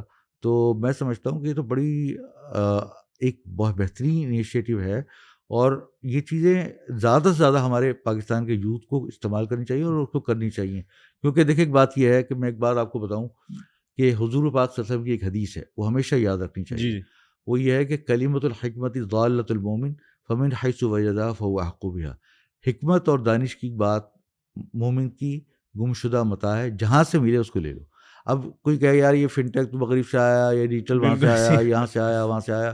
ارے بھائی اس کو دیکھو تو ہے کیا, اگر اس کو خرابی اس کو صحیح کر کے اس کو اپنا لو, تو اب ہمیں اس پہ جو اپرچونیٹی لگ رہی ہے نا وہ یہ لگ رہی ہے کہ بھائی اس کے ذریعے سے جو ہماری عوام الناس ہے, جو معاشرے میں بہتری آ سکتی ہے. ابھی صرف 18% بینکنگ سرکل میں, باقی 78% جو ہے وہ باہر ہیں. بالکل. تو ان کو ہم کس طریقے سے ہم اس کو حل کریں گے, تو اس کو اس ڈیجیٹل کے ذریعے سے, فن ٹیک کے ذریعے سے, مارکیٹ پلیسز کے ذریعے سے, ای کامرس کے ذریعے سے, فری لانسنگ کے ذریعے سے ان کو امپاور کریں گے. ماشاءاللہ بہت خوبصورت سے آپ نے ڈیٹیل میں جواب دیا ڈاکٹر صاحب. ابھی آپ نے یوتھ کی بات کی ہے, تو آپ کو کیا لگتا ہے کہ ہماری یوتھ جو ہے نا وہ پریشان ہے اپنے شارٹ ٹرم گول کو لے کے, لانگ ٹرم گول کو لے کے, کوئی ایسی گائیڈ لائن دیں اس تکافل کے کانٹیکسٹ میں کہ وہ کس طرح اپنی جو پریورٹائزیشن ہے لائف کو کر سکتے ہیں اس پورے سسٹم کے تحت؟ دیکھیے میں اس پورے عرصے میں نا, چونکہ میرا ایک تھوڑا سا دماغ انٹرپرینورشپ والا بھی ہے, اسٹارٹ اپس والا بھی ہے, اور اپنا خود بھی بزنس کرتا رہا ہوں. پھر بینکنگ کے اندر بھی پروڈکٹ ڈیولپمنٹ میرا مین کام تھا. سارے پروڈکٹس جو میزان بینک میں ہیں الحمدللہ بندے کے ہاتھوں سے بنے ہیں، اور اللہ تعالیٰ نے اسی کو پھر تمام بینکوں نے اڈاپٹ کیا الحمدللہ. تو ایک چیز جو میں نے سیکھی، آپ کو ایک مثال کے ذریعے میں سمجھاتا ہوں. جب ہم نے ریبا فری سرٹیفکیٹ لانچ کیا تھا نا، جی میں نے دیکھا کہ یہ ہم نے 1 مہینے کا کیا ہے. پھر کچھ عرصے بعد میں نے اسی کا ریپلیکا ایک 3 مہینے کا نکالا، اچھا، پھر ایک 6 مہینے یعنی کا نکالا، کنٹینیو پھر امپروومنٹ 1 آ رہی سال تھی کا اس میں. نکالا، پھر 5 سال کا نکالا. تو مجھ سے ہمارے بڑے پوچھ لگے کہ بھائی آپ یہ اتنے سارے کیوں ویریئنٹ نکال رہے ہیں؟ تو میں نے کہا کہ ہماری جو کلائنٹ ہے نا، ان کی ریکوائرمنٹ کے حساب سے آپ، اور پھر اس سے ہمارے برانڈ بڑھے گا. میں نے پھر ایک مثال کے طور پہ ان کو سمجھانے کی کوشش کی کہ جیسے کولگیٹ ہے یا جیلینٹ ہے، تو وہ ایک ہی ہوتا ہے. جیلیٹ یا کولگیٹ جو ہے وہ ہوتا ہے ٹوتھ پیسٹ ہی ہے، بالکل ایسے لیکن آپ جب بازار میں جب آپ اس پہ سپر مارکیٹ میں جائیں گے تو وہ آپ کو بہت ساری پورے رینج ہوتی ہے. اس کی رینج بالکل ہوتی ہے. تو آپ کو پھر آپ کولگیٹ ہی خریدتے ہیں، پھر دوسرے پہ آپ کی نظر نہیں بے جاتی. شک. تو جب ہماری ورائٹی آف پروڈکٹس ہوں گی تو ہمارے پاس جو ہے نا لوگ ہمارے پاس ہی آئیں گے. تو چنانچہ ہوا بھی یہی کہ ہم الحمدللہ آہستہ آہستہ ہماری پروڈکٹس کی جو رینج ہے وہ بہت زیادہ ہو گئی. بالکل ایسی. تو میں آپ کو یہ بتانا چاہ رہا ہوں کہ جو آپ نے سوال کیا شارٹ ٹرم اور لانگ ٹرم، جی تو ہمیں یہ دیکھنا چاہیے کہ وہ کون سی ہمارے پاس اچھی اسکیمز ہیں کہ جس میں ہم شارٹ ٹرم پیسے لگائیں تو ہمیں فائدہ زیادہ ہوگا، کون سی ایسی اسکیمز ہیں جس کے اندر لانگ ٹرم میں زیادہ ہوگا، بالکل ایسی. اس کی ہم ایک ایلوکیشن آف ویلتھ کریں، اور کچھ پیسہ تجارت میں لگائیں، کچھ جاب میں اپنا خرچ کریں. یعنی ورائٹی اور ڈائیورسفیکیشن ہونی بالکل چاہیے صحیح کہا آپ نے. تاکہ اس کے حساب سے پھر انسان کرے. ایسے نہیں کہ بس سارا پیسہ جو ہے وہ آل ایکس جسٹ ون باسکٹ آپ کر دیں، تو یہ تو بالکل مناسب نہیں ہے. اس کو آپ اپنے حساب سے، یعنی ایز پر جو آپ کا جو بھی گولز ہیں اس حساب سے. جی ڈاکٹر صاحب آپ ماشاء اللہ بہت سفر کرتے ہیں، اور آپ نے اپنی شروع کی جو جسے کہتے ہیں نا، جب آپ انیشیل اس انڈسٹری میں آئے تھے تو اس وقت آپ نے اتنا سفر کیا. کیا آپ بتا سکتے ہیں کہ دنیا میں کوئی ایسا ملک اب ہے جو آپ کہہ سکتے ہیں کہ یہ 100% اسلامک فائنینشیل سسٹم اڈاپٹ کرنے والا ہے؟ دیکھیں، میں نے آپ کو عرض کیا تھا کہ ایک ہے حرام سے حلال کا ہو جانا، تو وہ تو کئی سارے ممالک نے ایک اپنے بینکوں کو تبدیل کر دیا ہے اسلامک میں. جیسے بحرین نے بہت ایفرٹ کی ہے، ملائیشیا نے بہت ایفرٹ کی ہے، پاکستان بھی ایفرٹ کر رہا ہے. تو لیکن کیا کہتے ہیں 100% سارا وہ اسلامک کر دیں کہ سارے پوری اکانومی کے سارے بینک مکمل ہو جائیں، تو یہ میری نظر سے کوئی ایسا نہیں گزرا. دوسری بات جو میں آپ سے عرض کر رہا ہوں کہ جو ہمارے الٹیمیٹ آبجیکٹیوز آف شریعہ ہیں وہ سارے اچیو ہو جائیں تو وہ اس پہ ٹائم لگے گا. بالکل ٹائم. یعنی ابھی سب آپ یہ سمجھ رہے ہیں کہ سب گریجولی اس پیس پہ آ رہے ہیں، کوئی 20 پہ ہے، کوئی 40% پہ، یعنی اپنی لیکن اب تک اس حد تک نہیں پہنچے جو ریکوائرمنٹ ہے. چلیں گڈ. ڈاکٹر صاحب آپ نے تو مجھے سیریسلی پریشانی میں ڈال دیا، کیونکہ ابھی آپ نے ذکر کیا کہ پاکستان کی جو بینکنگ کی جسے کہتے ہیں نا جو ڈسٹریبیوشن ہے نا، وہ 18% صرف کارپوریٹ کے پاس ہے، باقی ساری کیش اکانومی ہے اور ڈسٹریبیوشن ہے ہی نہیں. تو یہ جو ہمارا عام شہری ہے، ہماری جو اس ایس ایم ای انڈسٹری ہے، جو چھوٹے چھوٹے جسے کہتے ہیں نا کہ شاپس ہیں، یہ بیچارے کیا کریں گے؟ اور اگر آپ بینکنگ کی بات کریں تو اس کا مطلب تکافل بھی ان سے بہت دور ہوگی. تو اس پہ ذرا آپ تھوڑا. یہ تو بتا رہا ہوں کہ یہ ہمارے لیے بہت بڑا اسکوپ ہے، بہت بڑی اپرچونیٹی، صرف اسلامی لحاظ سے نہیں بلکہ اکانومی کے لحاظ سے اپارچونیٹی بہت بڑی ہے، ایک بہت بڑی اپرچونیٹی ہے. کیونکہ اور یہ جو اس کو ٹیپ کرے گا نا تو وہ، اور اس کو صحیح طریقے سے کرے گا تو وہ کامیاب ہوگا.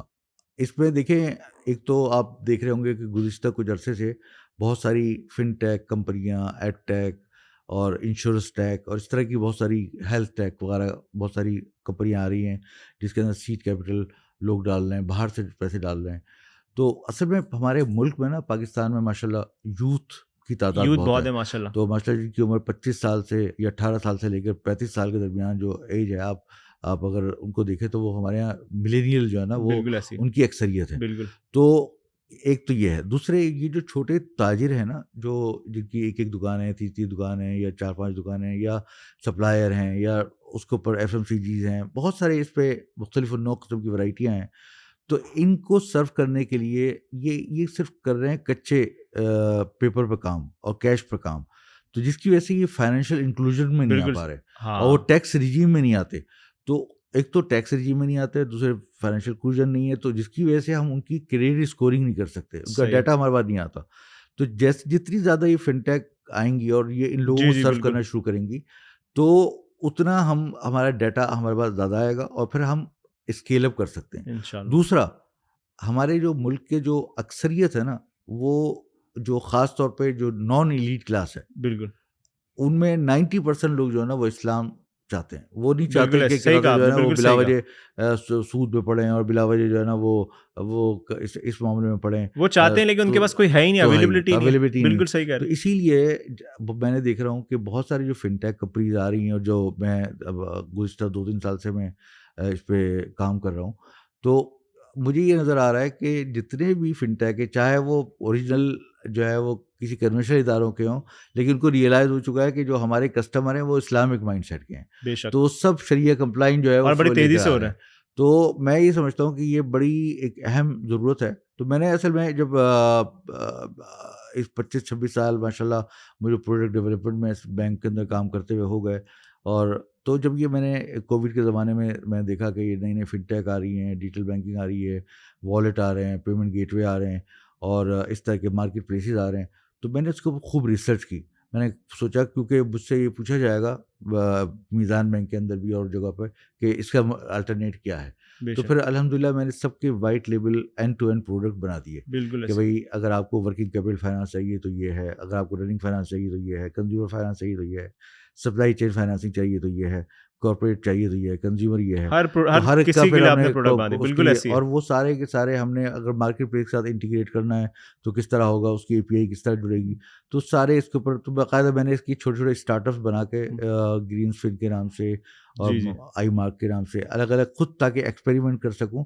اور یہ میری ذمہ داری تھی کیونکہ میں اللہ میاں نے جب اللہ تعالیٰ نے مجھے ایک فقہی طور پہ میں نے تخصص بھی کیا، پی ایچ ڈی بھی کیا، پھر 25 سال میں نے پاکستان میں کام کیا، دنیا کے تقریباً سارے بڑے بینکوں کے اندر 12 سال کام کیا. بالکل ماشاء اللہ. تو اس کے بعد میں نے ساری اسٹرکچر فائنانسنگ، انویسٹمنٹ بینکنگ، یہ سب چیزیں آ گئیں. تو میں نے سوچا کہ اب ہم اسمارٹ کانٹریکٹ، بلاک چین، اس کو کس طریقے سے ہم انٹیگریٹ کر سکتے ہیں اس شریعہ کمپلائنٹ وے میں. تو الحمدللہ یہ مجھے سمجھ میں آ گیا کوئی بہت بڑا گیم نہیں ہے اسمارٹ کانٹریکٹ بنانا اور بلاک چین کے ذریعے سے آپ نے پوری چیزوں کو آپ نے ڈیجیٹلائز کر دینا. اور بلکہ انفیکٹ اس سے بڑا آسانی ہو گئی ہے. پہلے میں آپ کو بتاؤں ہمیں غلطیاں زیادہ ہوتی تھیں. ایک مرابع کا ڈاکیومنٹ ہوتا ہے 40 صفحے کا، اب اس پہ کسی جگہ ڈیٹ پڑ گئی، کسی دستخط چھوٹ گئی، کسی جگہ جو ہے نا وہ مثال کے طور پہ اماؤنٹ غلط ہو گئی تو پھر وہ چیریٹی کرنی پڑ گئی. اس میں تو سب چیزیں ٹرانسپیرنٹ ہیں اور پرومپٹ ہیں، اور ایک چیز بن گئی تو بن گئی، جو آپ کو خراب نہیں کر سکتا، خراب نہیں کر سکتا. بالکل ایسی ہے. تو اور یہ کہ کانٹریکٹ بھی ہے نا بلا ضرورت فضول کلوز نہیں ہے. آپ دیکھیں، آپ اگر امریکہ جائیں گے تو وہاں کے ایگریمنٹ جو ہے نا 80 صفحے کے ہوں گے، یو کے میں تھوڑے کم ہوں گے، 40 صفحے کے ہوں گے، پاکستان میں اور کم ہوں گے، لیکن ہوگا سارا بینکنگ وہی. ٹھیک ہے، تو اصل جو کرکس ہے نا، مطلب جو خلاصہ ہوتا ہے نا، وہ چھوٹی چیز ہوتی ہے. آپ نے رسک کو کور کرنے کے لیے 2-3 آپ نے کلوز ڈال دی اور آپ نے اسمارٹ کانٹریکٹ بنا لیا اور بنا کے اس کے اندر ڈال دیا اور اس کا ایک پروسیس فلو آپ نے صحیح بنا لیا، تو آپ ایزیلی جو ہے نا وہ یہ کام کر سکتے ہیں. جب یہ کام ہوگا اور بہت سارے ادارے کریں گے، ایون تمام بینک شروع کر دیں گے، تو وہ ایک بہت بڑی، جو میں نے آپ کو بتایا کہ تقریباً 80% کی جو مارکیٹ ہے جس پہ زیادہ تر جو چھوٹے تاجر ہیں وہ کام کریں گے. اور وہ جب ان کو آپ جب امپاور کریں گے تو وہ انوویٹیو اور کریٹیو طریقے سے بزنس کریں گے. وہ اپنے کام کو اسکیل اپ کرنے کے لیے وہ اس کے اندر سمجھیں گے، دیکھیں گے. تو میں سمجھتا ہوں کہ یوتھ کے لیے خاص طور پہ یہ بڑی اپارچونیٹی ہے کہ اس کے اندر آئیں اور اس طرح کے اسٹارٹ اپ کو اسٹارٹ کریں. ڈاکٹر صاحب، ایک جسے کہتے ہیں نا، ماشاء اللہ ہمارا تکافل کا اتنا خوبصورت سسٹم ہے کہ جسے کہتے ہیں نا کہ لوگوں کی سیلف اسٹیم کی بھی بڑی رسپیکٹ کرتا ہے. اور جیسے آپ سے بخوبی یہ کوئی نہیں جانتا ہوگا کہ اگر کسی پہ کوئی ناگہانی آئے یا کوئی بھی آفت آئے تو اس تکافل سسٹم کے تحت ہم اس کی مدد کر سکتے ہیں، کچھ بھی کر سکتے ہیں. سب سے بڑی بات یہ ہے، بالکل آپ نے صحیح کی، سب سے بڑی بات یہ ہے کہ دیکھیں حدیث میں آتا ہے، حضور پاک صلی اللہ علیہ وسلم نے فرمایا کہ الید العلیٰ خیر من الید السفلیٰ، اوپر والا ہاتھ نیچے والے ہاتھ سے بہتر ہے. دیکھیں آپ نے کتنے لوگوں کو مانگنے سے بچا لیا. یس، یہ دیکھیں، آپ دیکھیں نا، ایک بندہ ضرورت میں ہے، اس کو پیسے نہیں ہیں، اب اس کو 5 لاکھ کا 5 لاکھ کی ضرورت پڑ گئی علاج کی، بالکل علاج کی، ٹھیک ہے نا، یا کسی کا انتقال ہو گیا، اس کے پیچھے ورثہ ہیں، ان کو پیسے نہیں، ان کے بعد وہ گھر کیسے چلائیں گے ان کا، ٹھیک ہے نا. ہمارے ملک میں کتنے حادثات ہو رہے ہیں، تو وقتاً فوقتاً اس طرح کے واقعات پیدا ہو جاتے ہیں. تو اب وہ ان کے یتیم بچے ہیں، کوئی وارث یا بیوائیں ہیں، تو ان کا کیا ہوگا؟ تو اگر یہ لائف تکافل اور یہ چیزیں ہوں گی تو وہ کسی کے آگے ہاتھ نہیں پھیلائیں گے. آپ تو بھی دیکھیں ان کو اللہ میاں ان کو دے دے گا، کم از کم یہ کہ فوری طور پہ وہ اپنا اپنی کوئی مالی مدد کوئی کر سکتے عبادت ہیں، کچھ کام کر سکتے ہیں، پھر اپنا بزنس اسٹارٹ کر سکتے ہیں، کچھ نہ کچھ تو کر سکتے ہیں وہ. بالکل ایسے تو فوری ان کی جو پریشانی ہے وہ تو حل ہو جائے گی. بالکل. ڈاکٹر صاحب اس آج کے جسے کہتے ہیں نا اس پورے سوال و جواب کے اندر میں تو اس نتیجے پہ پہنچا ہوں کہ جس طرح آپ نے 1997 کے اندر کریئر سٹارٹ کیا اور جسے کہتے ہیں نا کہ ایک اس پورے سسٹم کے اندر ایک آپ امید کی کرن تھی جس نے ایز اے لیڈرشپ رول کے تحت اس کو ایز اے پیشن لے کے چلے. کہیں آپ کو نہیں لگتا ہے کہ تکافل کے اندر بھی آپ جیسا کوئی رہنما آ جائے اور اس پورے سسٹم کو تیزی سے امپلیمنٹ کرائے؟ بڑی ضرورت ہے. میں سمجھتا ہوں کہ آپ اس کا جسے کہتے ہیں نا ایک اونرشپ لے لیں اس آج کے اس پلیٹ فارم سے. بتاؤں میں نے تو اپنے والد صاحب مدد علم سے جو بھی سیکھا ان سے سیکھا. ان کے اندر جو مجھے پیشن نظر آتا ہے ہر کیونکہ یہ سارا ڈاکٹر صاحب بغیر پیشن کی نہیں ہو سکتا یہ جیسے کہتے ہیں. تو در حقیقت یہ ہے اور الحمدللہ انشاءاللہ مجھے امید ہے اب جو ہمارے نوجوان آ رہے ہیں اور جیسے جنہوں نے یہ آپ کا یہ جو بنایا ہے تو ان کے اندر بھی مجھے مصطفیٰ بھائی جی تو ان کے اندر بھی جو مجھے پیشن نظر آتا ہے ماشاءاللہ. تو مجھے امید ہے کہ یہ جو ینگ لوگ ہیں جی اب وہ یہ اس سے زیادہ کام کریں گے جتنا ہم نے کیا انشاءاللہ. اور اللہ تعالیٰ کی ذات سے امید ہے کہ اللہ تعالیٰ سے دعا کرنی چاہیے کہ اللہ تعالیٰ ہم سے زیادہ زیادہ کام لے، ہماری زندگی کو اللہ تعالیٰ اپنے لیے قبول فرمائے. تو در حقیقت یہ زندگی تو کسی وقت بھی ختم ہو سکتی ہے. اگر آدمی پروڈکٹیو کام کرے تو فائدہ مند ہے. خود حدیث میں آتا ہے حضور صلی اللہ علیہ وسلم نے فرمایا کہ خیر الناس من ينفع الناس، لوگوں میں سب سے بہترین وہ ہے جو لوگوں کو نفع پہنچاتا ہے. پروڈکٹیو کام کرنا چاہیے، بالکل ایسے اپنے آپ کو بلا وجہ فضول کاموں میں نہیں لگانا چاہیے. ایک آدمی فضول باتیں کرتا رہے، فضول کام کرتا رہے. حدیث میں آتا ہے کہ من حسن اسلام المرء ترکہ ما لا یعنی، ایک بہترین مسلمان ہونے کی نشانی یہ ہے کہ جو فضول کام سے بچے، ایک پروڈکٹیو کام کرے. تو ہم سب کو پازیٹیو ہونا چاہیے، پروڈکٹیو ہونا چاہیے، محنت کرنی چاہیے، اللہ پہ بھروسہ کرنا چاہیے. ڈاکٹر صاحب بہت شکریہ. اور یقین کریں میرا تو بالکل دل نہیں چاہ رہا کہ اس پروگرام کو ختم کروں، اور سوال ذہنوں میں آئے جا رہے ہیں اور کافی سارے لوگوں نے ہمیں لکھ کے بھی دیے تھے اور سب کو پتہ چلا تھا کہ ڈاکٹر صاحب ہمارے پروگرام میں آ رہے ہیں. اور میں آپ کا دل کی گہرائیوں سے شکریہ ادا کرتا ہوں اور آپ سے ایک وعدہ لیتا ہوں کہ آپ نے دوبارہ ہمارے پروگرام میں آنا انشاءاللہ. چلیں thank you so much. So audience آج کی ایپیسوڈ آپ نے دیکھی ہوگی اور آئی ایم شیور جس طرح میرا دل نہیں چاہ رہا ختم کرنے کا، آپ کا بھی دل نہیں چاہ رہا ہوگا کہ سامنے اسکرین سے اٹھے، لیکن مجبوری ہے. انشاءاللہ پھر حاضر ہوں گے تکافل بازار ٹاکس کی کسی اور نئی ایپیسوڈ کے ساتھ. جب تک آپ اپنا خیال رکھیے گا، لیکن ایک بار کبھی مت بھولیے گا تکافل سمپل ہے.